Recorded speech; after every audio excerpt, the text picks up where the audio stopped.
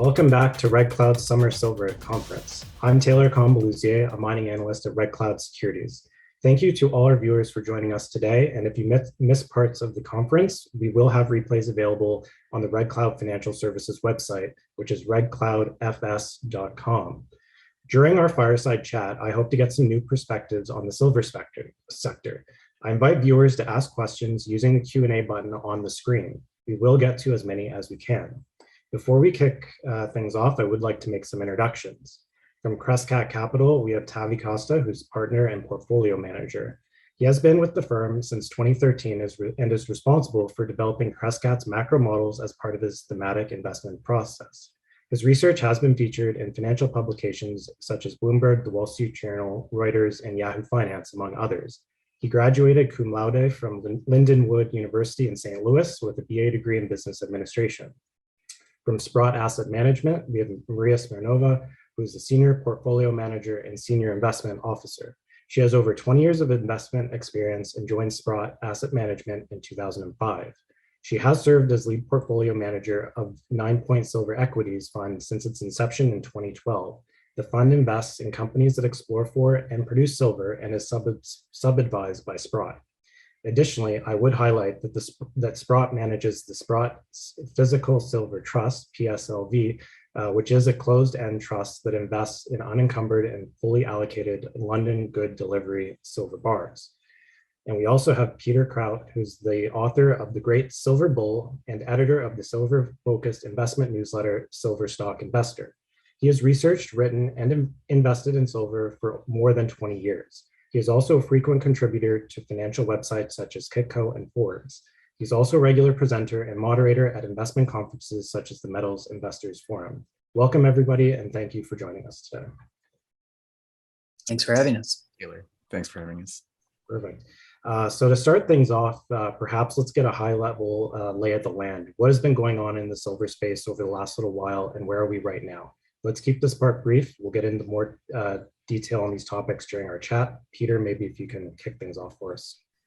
Sure. So thanks for that. I mean, if we look back, my span, let's say to start with, would be the last, say, 3 to 4 years. Silver was really kind of trading sideways for a fair bit of time, and then by sort of late 2018, early 2019, it really started to take off.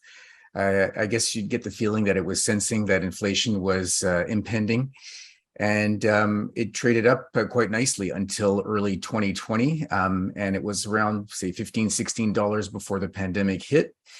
Took a quick spike downwards to $12, and then from there, mid-March or so, 2020 to early August, it had rallied by 150% to $30, or just under $30. And since then, it's been trading sideways in a range from arguably from about 21 to 29 or so. And it's been struggling in the last few months. I think part of that is rates have risen. So it's competing with the dollar, it's competing with higher rates, and it's being priced, of course, in a stronger dollar. And you also probably have some risk of recession outlook. And so silver being half industrial in terms of use, that's probably at least the market putting some pressure on its outlook in the medium term. And so that's pretty much, I'd say, where we are at this point. Okay. And what impact, if any, has the Russian invasion of Ukraine had on the sector? I know that about 5% of global supply is sourced from Russia. Has there been any lasting impact that you've seen from that? I don't think so. That's a smallish portion. Obviously, any cut to supply should be supportive, but I think that at least for now, the concerns with potential recession are sort of outweighing that. But I think that's an interesting point. In fact, a bit of a twist on that is how supply of copper out of Russia may actually have a lot more impact, because with about 25% of silver coming from copper mines and limits now on Russian copper supply, we may actually see that quite supportive in terms of a shock to silver supplies. Okay, great. Before we turn to a bit about the macro environment, I'll see if any of the other panelists have anything to weigh in kind of on the large picture items at this point. Nope. Go ahead, Maria. Oh. Oh, I just said, go ahead, Maria, if you have any thoughts. Oh, no, I think Peter covered it really well. Okay, perfect. Let's jump into some macro then. So Maria, during the pandemic, we saw some unprecedented amounts of liquidity injected into the market, as well as governments providing fiscal stimulus. The US debt has ballooned. It's over $30 trillion now, 125% of GDP or so. Has this constrained the ability of central banks to use interest rates to fight inflation? And what does it mean for silver ultimately? Well, I think that's a really good leading question. And it's a really big subject of discussion, really. So I'll try not to take up too much time. And as you mentioned, the government debt of the US is about 30 trillion, but total debt in the US is actually 67 trillion. So more than double that, if you count just other debt. And let's remind everyone that it was only 3.7 trillion in Paul Volcker's time, okay? So it's grown 20 times. And today, total US debt is about 274% of GDP. I mean, that's a very high number. Again, we haven't seen such levels of debt since World War II. In addition, the US does run twin deficits. The trade balance is currently close to negative trillion on a yearly basis. Same with the budget deficit is about 1 trillion as well, but it's been as kind of negative as 4 trillion. And that just means that the debt load is continuing to grow. The consumer is also becoming distressed in my mind and racking up debt quite rapidly. Total consumer credit outstanding is up to close to $4 trillion, if not $5 trillion. I think I'm actually wrong, it's closer to 5. So that's why it's important. As debt grows, so does the interest rate burden. And it becomes a vicious cycle. With high interest rates increasing, the debt burden increases as well.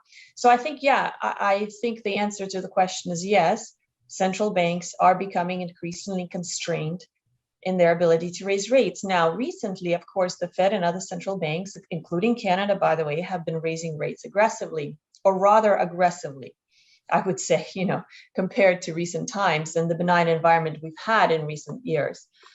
So we can debate how far the Fed will go. The Fed is intent on quashing inflation, and that's the subject du jour. Today, we had another CPI print for July, and CPI has been moderating, it seems, from high level, from over 9 to 8 something now.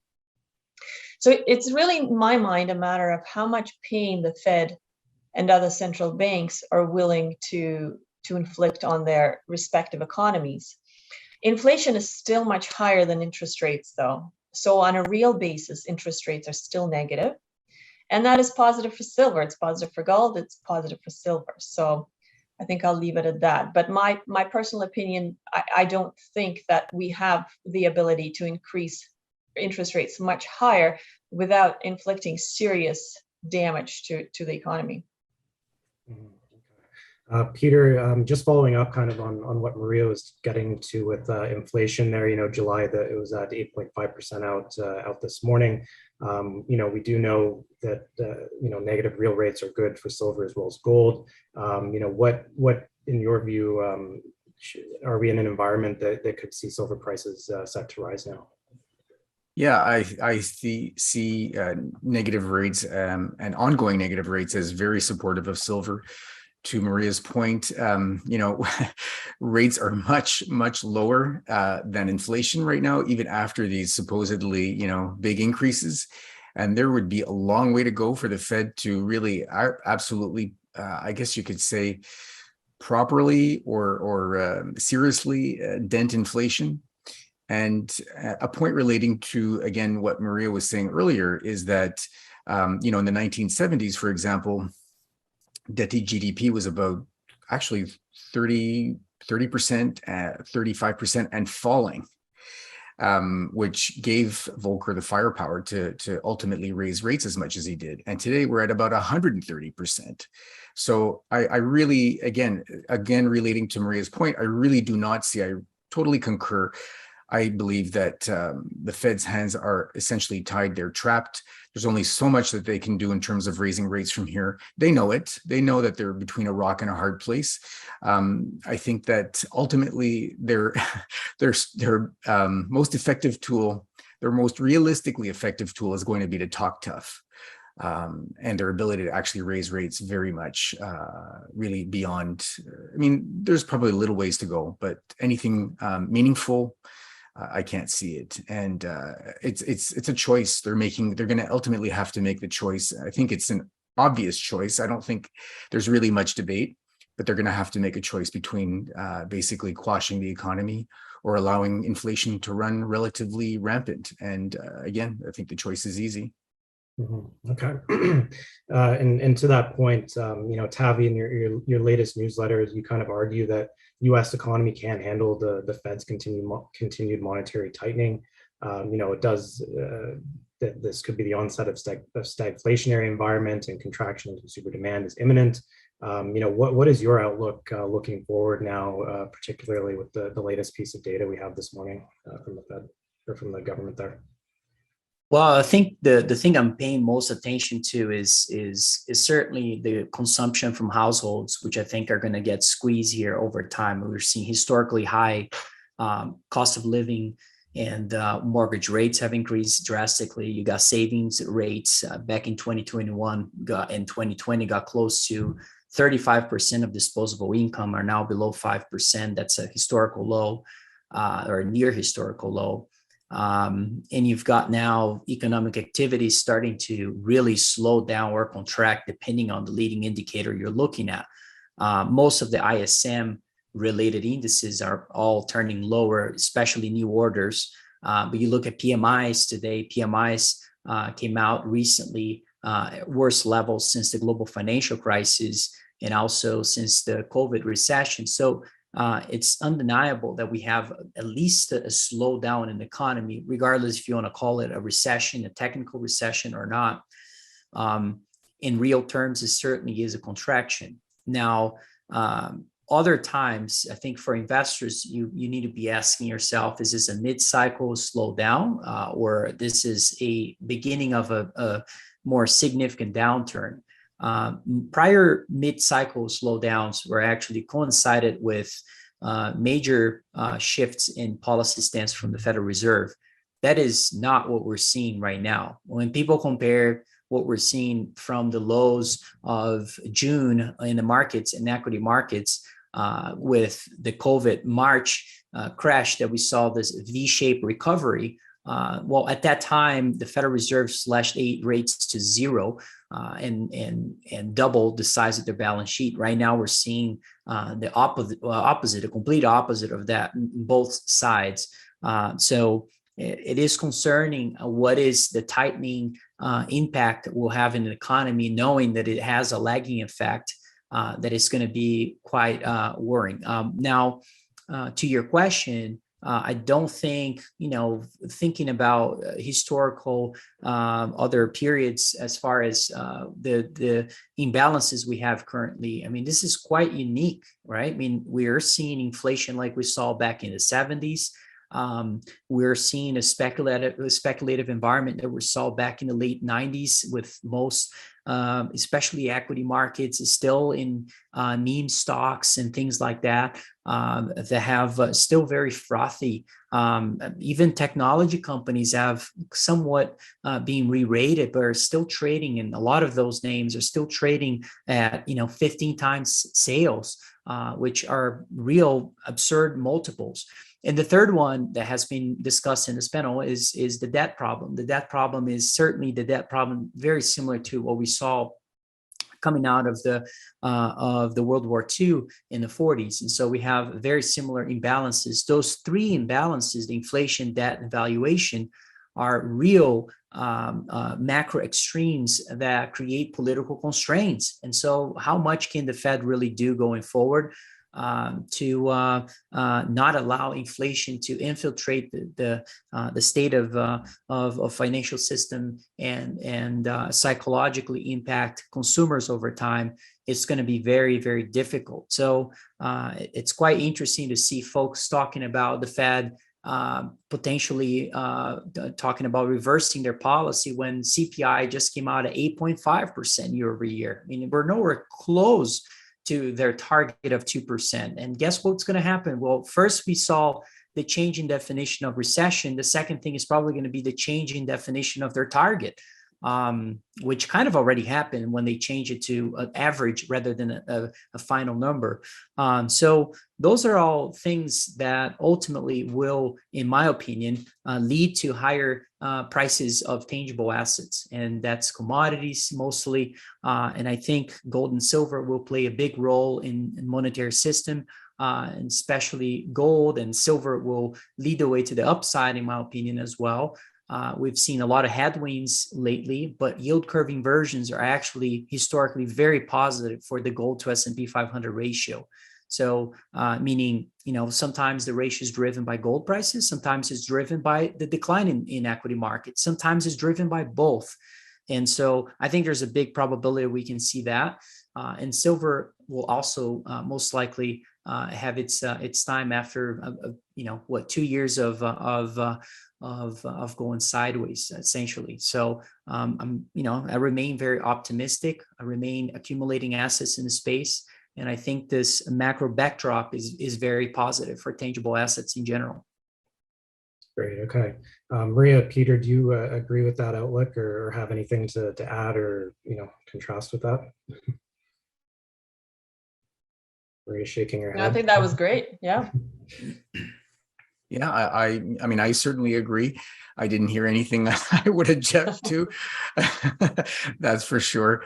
I mean, there's just maybe one thing I'd like to kind of add, and that is, we are looking at, we've been recently up to just over 9% inflation in the US, and the current reading is 8.5. These are all official numbers. I don't think anybody would disagree that, in real life, that doesn't feel like those are realistic numbers. They're probably close to as much as double, really, very honestly. There are all kinds of research groups that do work and that suggests inflation is realistically much higher than that. And I'm just wondering if any viewers remember how recently the Fed's target was 2% on inflation. And it seemed desperate to get 2%. And it was under that level for the longest time.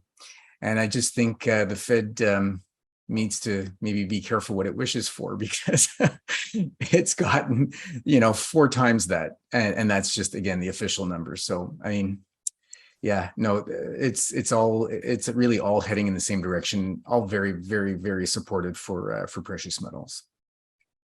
Perfect. So let's turn over to talk about demand for silver now. Peter, maybe you could start this one off. Something that some investors may overlook or not realize is that silver is both monetary and industrial metal. Maybe just outline the breakdown between those two components for us, and some key uses and what impact those have on the pricing for silver. Sure. So about 54% from last year's numbers of silver use is industrial, and the balance being, in my view, at least mostly some form of investment demand, whether it's ETFs or physical demand, and that accounts for most of it. On the industrial side, the single biggest use is solar panels, which represents about 11% of all silver demand every year. And some of the silver uses that some people may not realize are things like medical applications or health applications of some sort, like water filtration. In medicine, you have silver in bandages, you have it in medical equipment because it's a biocide, it helps to kill bacteria. And in electronics, silver is a big, very, very big input. In fact, you could argue that it would be impossible to seriously run society the way we do today without silver. It's just everywhere. It's in our electronics. Like I say, it's in our medical equipment. It's in 5G equipment. There are applications, things like cold sintering, where they use fine silver powder to sinter products together in electronics. It's very high, high resistance in terms of on-off applications on things like on-off switches. It really is ubiquitous in our world. Most of us just don't realize it, but we're surrounded by silver all day long in our electronics and in our, as I say, in our medical equipment. It's everywhere. Okay, and how do you see the demand for silver changing going forward as we move towards a green economy and electrification?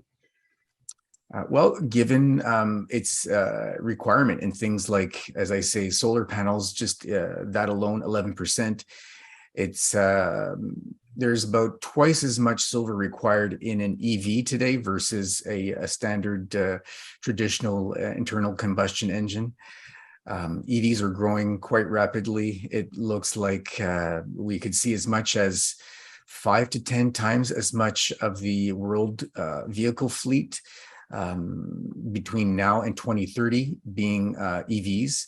And so that's very supportive for silver as well. It's just in so many applications that are green related.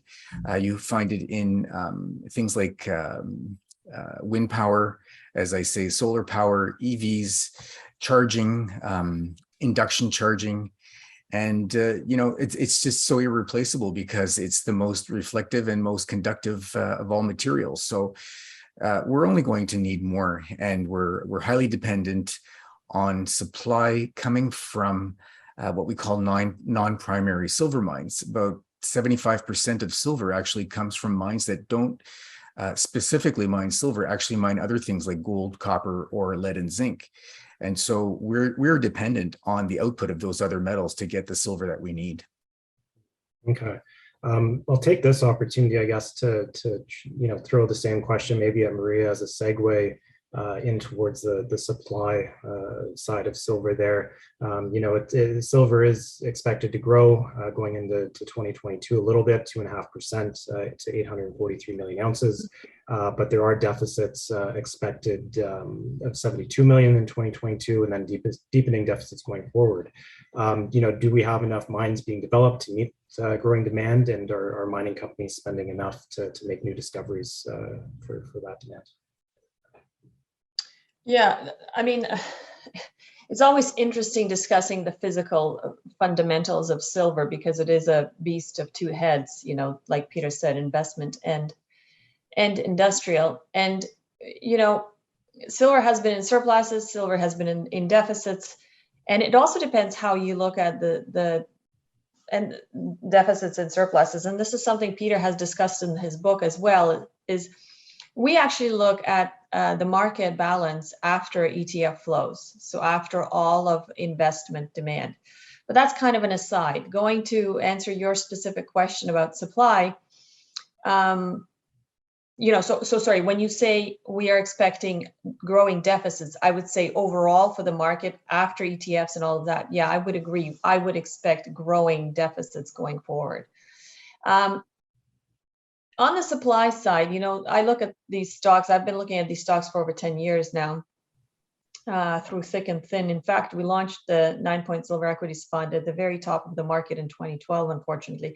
So I've lived through the tough times. I've lived through times when companies can't raise money, and in the last 2 years, we have seen a resurgence of that. Companies are able to raise financing for drilling, which has been fantastic. I really enjoyed the last several years for that specific point. But in terms of overall mine supply, this is what we've seen, and this is what I can say without going into mine by mine specifics. Mine supply has always disappointed. Okay, we can have projections going forward and seeing, if somebody's projecting 5% growth, well, it won't come in. And I'll give you an example. Last year, Metals Focus was projecting, I believe, mine supply to be 848 million ounces or something like that. Well, it came in at about 129. So 20 million ounces, or 2% of the market below what they expected. Maybe not even originally, but that was the revision that had to be made. And that's not new. I have seen this year after year after year. Why does that happen? Because, well, companies have hiccups, operational issues. You know, there could be a flood, there could be some political unrest, all kinds of things come into play. And therefore, overall, supply never comes in on budget, I would say. Going forward, you know, I don't look at mines, whether it's a byproduct or primary. In fact, I believe most of silver mines are pretty much byproduct. To me, a primary silver mine is a misnomer because silver very, very rarely comes on its own. In fact, I only know really one or two mines where silver is produced on its own. So, but we look at all kinds of mining companies, and I would say the comment stands for all types of metals. We just don't have enough mines coming into production in the next little while. And again, it has to do with years of underinvestment, years of companies having been penalized for raising capital to explore for metals and building mines. It has to do with longer and longer permitting timelines, political unrest in various countries. As you probably all know, silver is, you know, a large proportion of silver production comes from Latin America, Mexico and Latin America. And in pretty much a lot of the Latin American countries, we have seen changes of governments, politicians talking about more taxes, about changing rules in mining. I think I'm going into the weeds here, but really, you know, to answer your question, I don't see enough mines coming on board in the next little while to plug those growing deficits. And I will say also this, you know, when we talk about a quote unquote large silver mine, well, that's a 10 million ounce mine. A 10 million ounce mine is 1% of the overall market, to put it in context. How many of those mines do I see coming in the next little while? Maybe 2 or 3. There's just not a lot of them.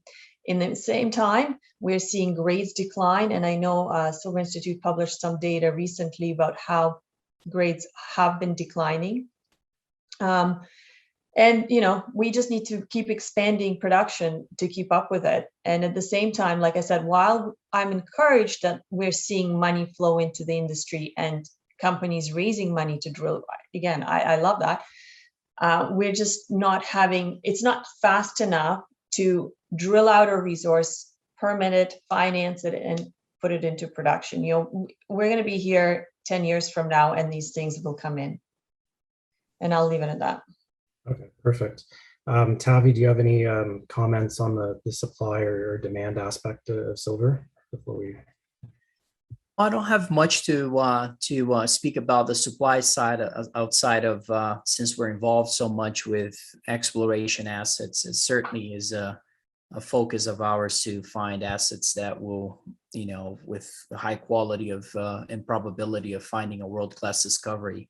But it's challenging, and just the fact that you know, our portfolio alone has more drills turning than, you know, Newmont and Barrick combined in greenfields. It's just insane, right? We should see some of the majors is starting to step up when it comes to especially on the CapEx front, which we haven't seen much of that at all, or any investments in new projects. When when's the last time we saw a new project in gold, silver, or even base metal space? It's been a long time. And so that, I think that's one side to add. I remain very focused on the 3 drivers that really hurt silver or gold in the last couple years, which has been this big shift in policy stance from the Federal Reserve, certainly. The second one has been the dollar, and the third one has been the bloodbath that we've seen in global bonds. But all those are important parts of the market that unfortunately, I would say the global economy may not be able to sustain a rising dollar over time, or a rising interest rate environment, given the fact of how much debt we have. So at some point, those issues should create some sort of coordination from central banks and things like that that will drive not only the dollar relative to other currencies, but also some sort of yield curve control issues that we may see similar to what we're seeing in Japan. Ultimately, I think we're going to go there, and those are going to be the important parts of the thesis.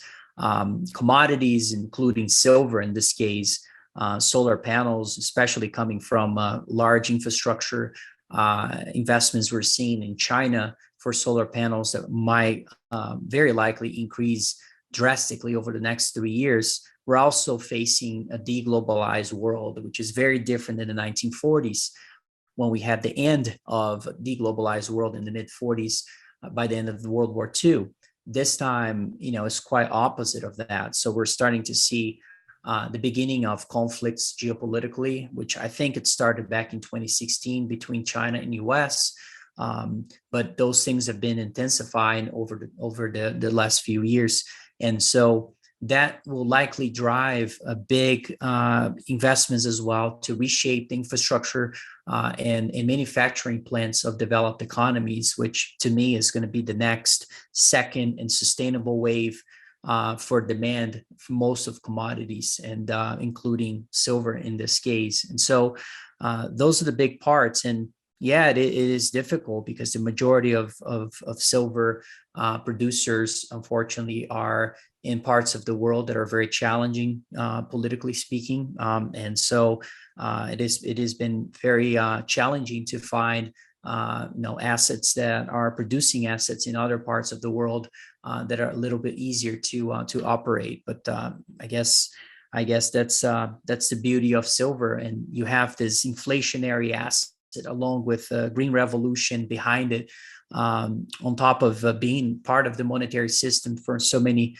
centuries. And it's hard to believe that we'll be trading at the levels that it is today in, call it 5 to 10 years. And we know it's a very small market, like most parts of the commodities market. So, any significant level of any small level of capital flows can actually really drive the price significantly higher. So I think we may see that, and I continue to be focused in accumulating assets in the space. But it's rare to find primary silver deposits.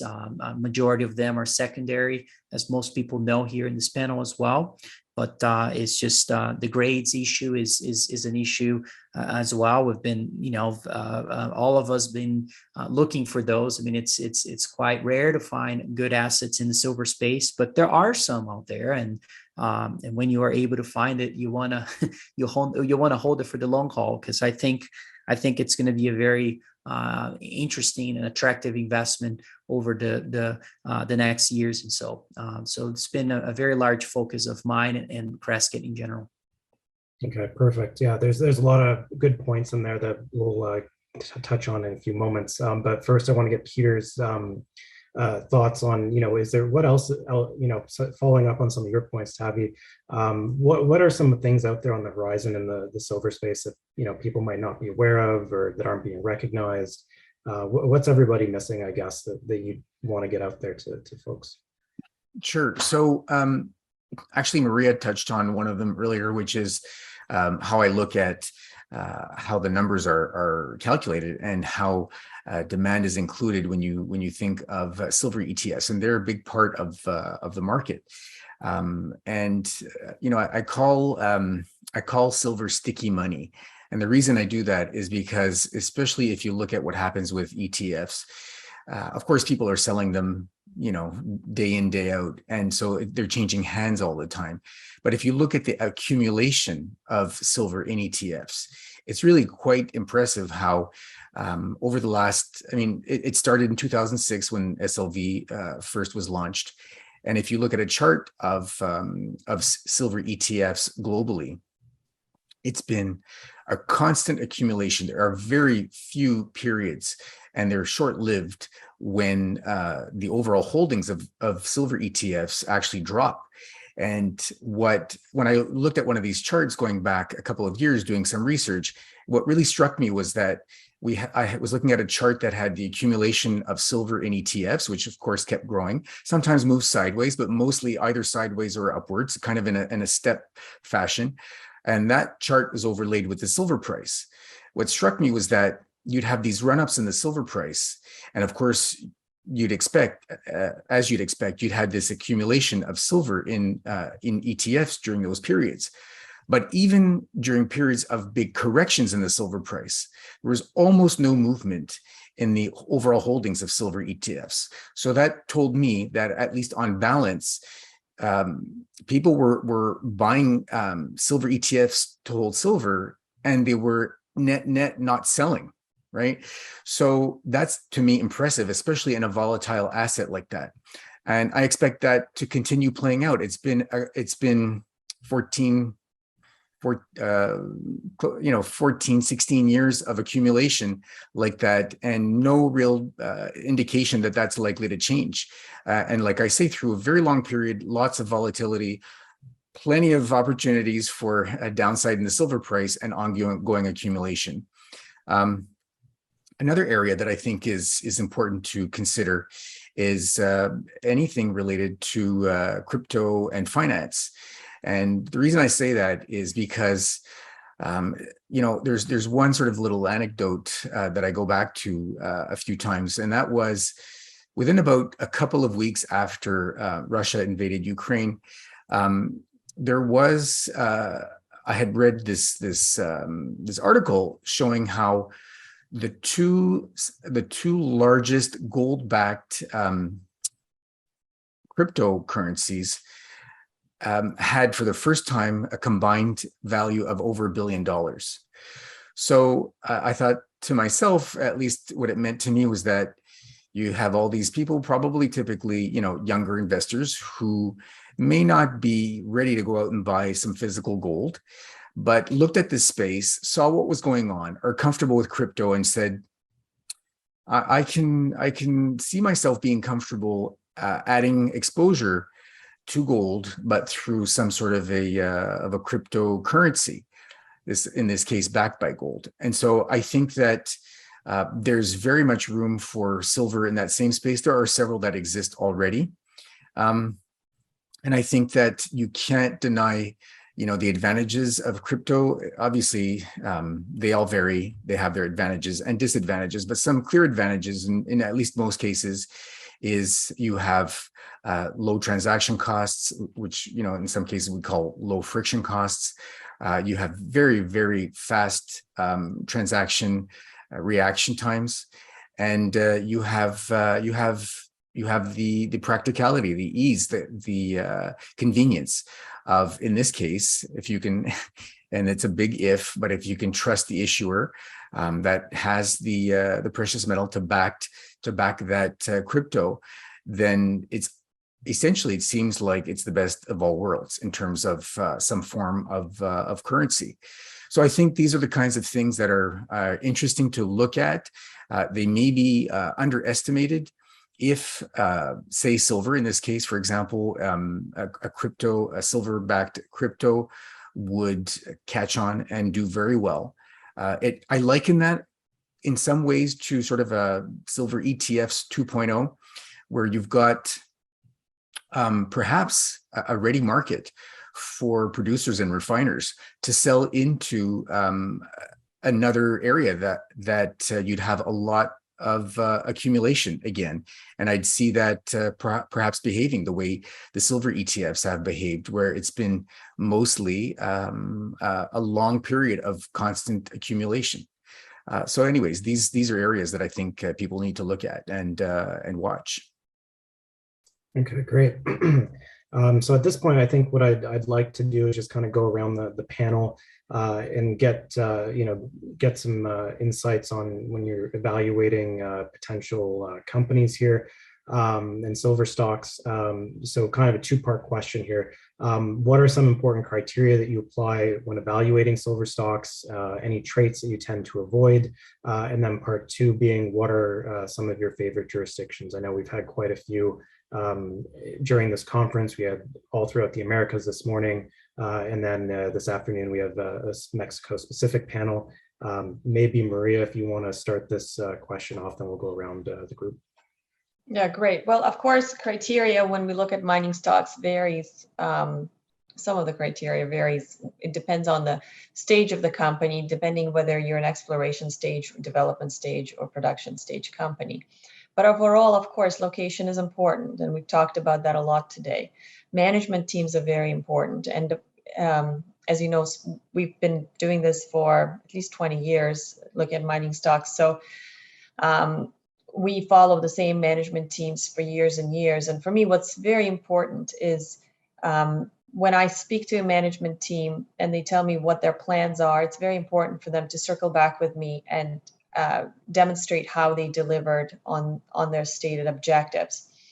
It doesn't mean that the results have to be extraordinary. It just means that people have to be true to their word, if that makes any sense. And in terms of other criteria, of course, geology is very important, and you cannot change geology. Thinking in 3D helps, thinking about what the deposit looks like.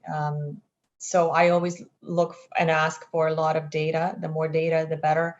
Drill results, visuals, sections, et cetera, et cetera. Capital structure is important. Australians are famous for having billions and billions of shares on issue. That doesn't necessarily matter, but just having a tight capital structure sometimes helps with not a lot of warrants and options, et cetera. And more we're turning our, lens to ESG issues. Specifically, I would start with governance issues. We're examining more and more the strength of the boards and all the rules surrounding that, compensation schemes, et cetera. That's always been the case, but E and S, the environmental and social, are coming in more and more into play.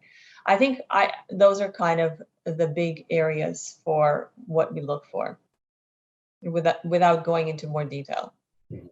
Okay, perfect. Tavi, how about for you?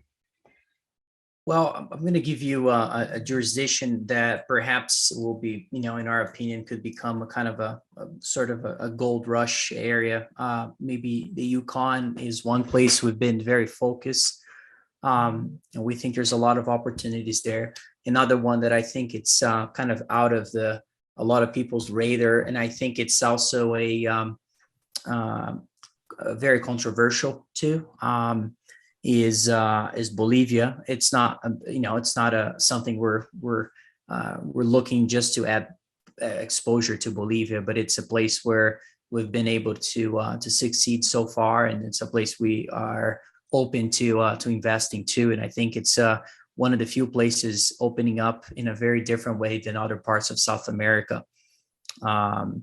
I would say that for us, the focus is, we're always striving to go big. So it has to be something that our geological views is that they're on to, a large discovery that will be attracted by most of the majors and ourselves. And so that is certainly the biggest checkbox that we need. We don't go for small projects. They could look small for other folks, but for getting involved, we certainly have a view that things could get much bigger.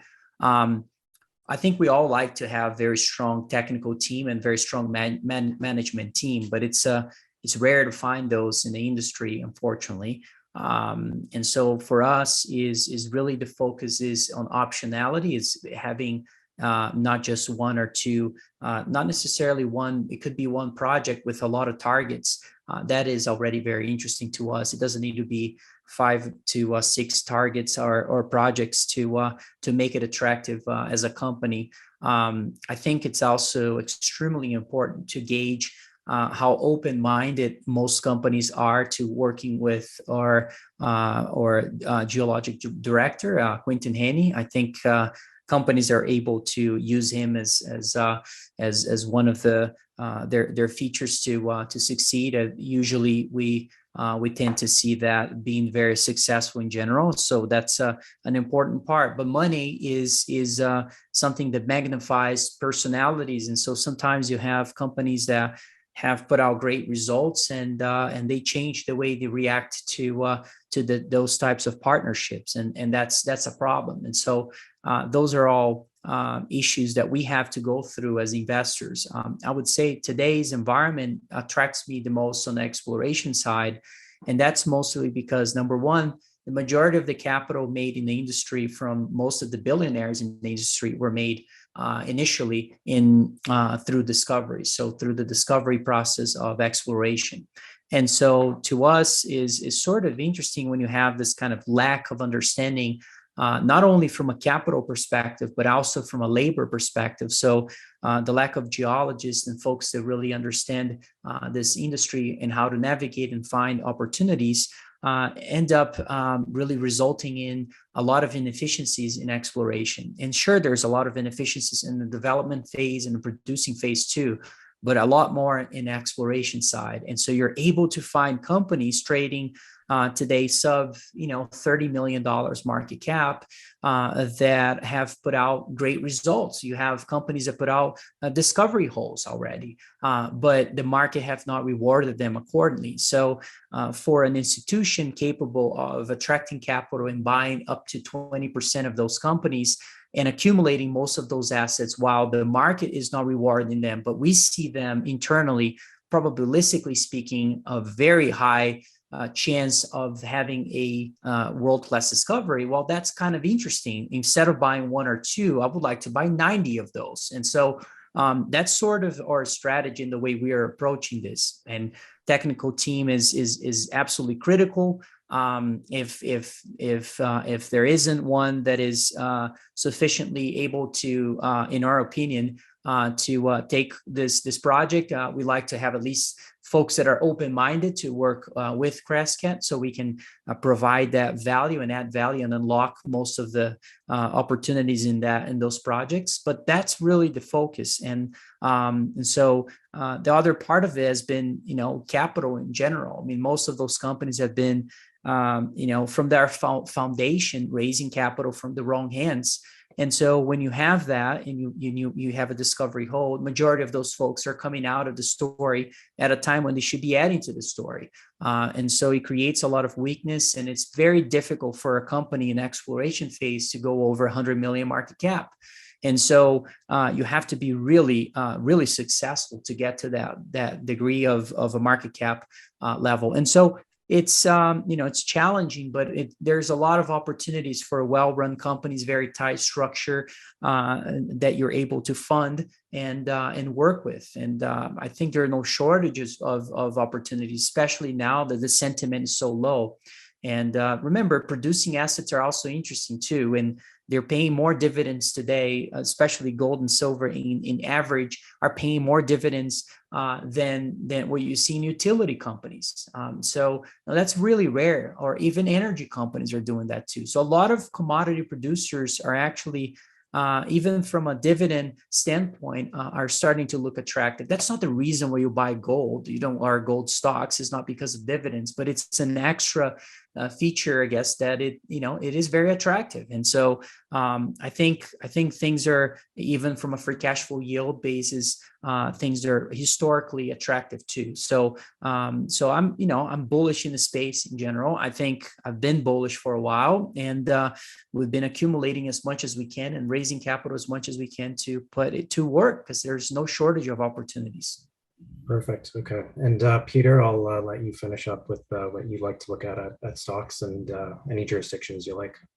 Sure. So I certainly concur with Tavi on jurisdiction. I like Yukon as well, and surprisingly, even to myself, I'm warming up to Bolivia. I think that in some ways Bolivia is perhaps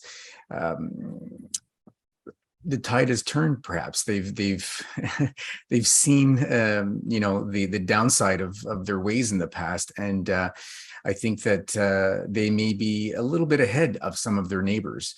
And so that's certainly a place that probably for those reasons has been underexplored, and makes it attractive in terms of exploration and potential. And then other than Yukon as well, I like Northern BC And I like Newfoundland in terms of potential. There's even perhaps to some extent New Brunswick. But so those are some places. And one other point I think is worth considering is that it's important to consider really how much silver or potential silver does the particular company have. We hear a lot about silver equivalents, and I think that's sometimes unfortunate because I think investors perhaps are misled. But true silver projects, and I'm talking about even 40% and up, or silver, either silver content if they're explorers or silver revenues if they're producers, is really gets you to a very short list. And so, but if you're going to invest in silver, then I think that needs to be one of your cutoffs or one of your criteria. Okay, perfect. So kind of on that, theme of investing in silver, we do need to wrap up in a couple minutes here, but I wanted to get your thoughts on how silver can fit into an investment portfolio in the current environment. Maybe Peter, if you can just continue the thought there. Sure. So, I mean, I talk about this in my book, and I think that silver belongs in everyone's portfolio, perhaps not in the same form, but I think it does have a place in everyone's portfolio. And that could mean anything from physical silver all the way to explorers. And there's no secret that silver and silver stocks are volatile, but there are all kinds of ways that you can account for that and balance for that. And that could be things like position sizing. It could be things like taking advantage of seasonality or market reaction, overreaction to perhaps good news or bad news. So investors can take advantage of that, and individual investors especially can be perhaps in some ways more nimble. They have less restrictions than some of the larger managers have. So these are things that investors can look at, and techniques they could maybe use that help them have a little bit of an edge. Perfect. Maria, what's Sprott's perspective on this? Well, we are big gold and silver bulls, and actually a lot of other commodities, uranium, and we've just launched a energy transition fund to capitalize on other metals as well, other materials in some of the themes that we discussed here as they relate to silver. So we have been advocating for a proportion of people's portfolios to be in silver and gold.